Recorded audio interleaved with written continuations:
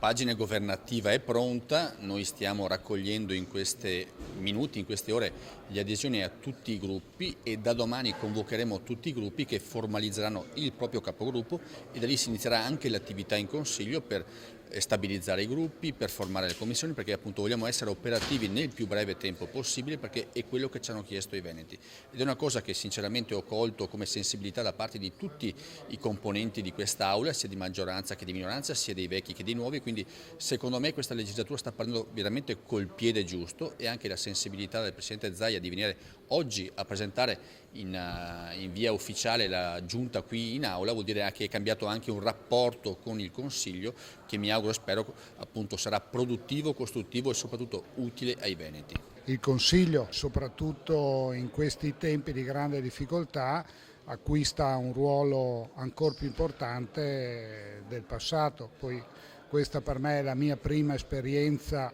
come consigliere, avendo fatto tanti anni in giunta, e quindi credo di poter dare anche una mano concreta, conoscendo come funzionano le cose nel governo veneto, per quello che può essere il lavoro di Aula e del Consiglio. Devo anche esprimere soddisfazione perché nei discorsi di commento alla presentazione della Giunta e del programma da parte del Presidente Zaia,